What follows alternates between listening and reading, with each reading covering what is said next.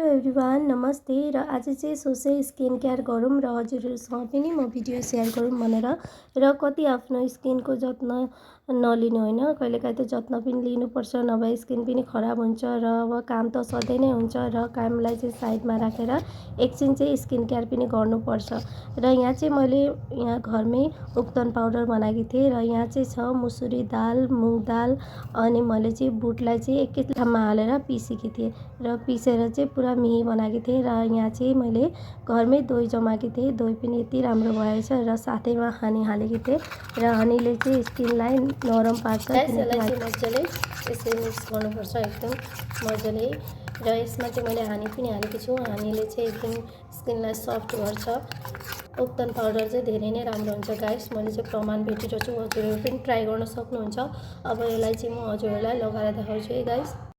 मैले चाहिँ मुख धोएर पनि आएँ, फेस वासले मजासँगले मुख धुनुपर्छ र मैले चाहिँ कुनै फिल्टरहरू पनि युज गरेको छैन गाइस। र हेर्न सक्नुहुन्छ स्किन चाहिँ पुरा कस्तो भइसकेको थियो र मैले चाहिँ अब यो लगाएर हजुरहरूलाई देखाउने छु। यसरी मजासँगले सबैतिर लाउनुपर्छ, अलिअलि स्क्रब गरी लाउनु पर्यो, हल्का हातले यसरी अलिअलि स्क्रब गरी लाउनु पर्यो, एकदम हल्का हातले, नभए यो अलिक दाना दाना नै भइरहेको छ नि, बेसी जोडले गर्नु भने चाहिँ छालाहरू पनि खराब हुन सक्छ, त्यसको लागि यसरी चाहिँ लाउनुपर्छ। र गाइस सधैँ अब कति घरको कामहरू गर्नु होइन, नानीहरूसँग लाग्नु, आफ्नो स्किन केयर आफ्नो त गर्नै पर्छ, सेल्फ केयर। र आफ्नो स्किन राम्रो भयो भने, हेल्थ राम्रो भयो भने मन पनि राम्रो लाग्छ, हो किन भन्नु त।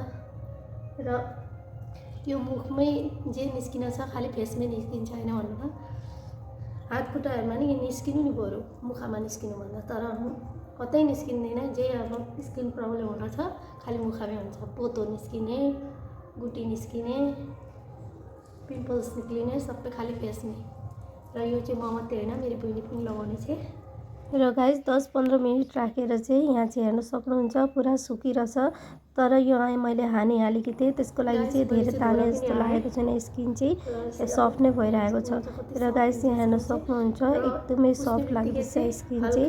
र हजुरहरू चाहिँ उसेर चाहिँ यस्तो माने स्किन अलिअलि भिजा हुँदा नै डाइरेक्ट मोइस्चराइजर लगाइहाल्नु पर्यो, नभए स्किन ड्राई पनि हुनसक्छ। र म चाहिँ यहाँ मोइस्चराइजर लगाउँदैछु र हजुरहरूलाई म फाइनल लुक पनि देखाउने छु र कस्तो के भएछ, कति ग्लो आयो हजुरहरूलाई देखाउने छु। र हजुरहरू पनि यो फेस प्याक चाहिँ ट्राई गर्न सक्नुहुन्छ, धेरै नै राम्रो लाग्छ मलाई चाहिँ। म चाहिँ यही फेस प्याक चाहिँ युज गर्छु र आफ्नो घरमा बनाएको चाहिँ भिन्दै राम्रो हुन्छ, किन भन्नु त।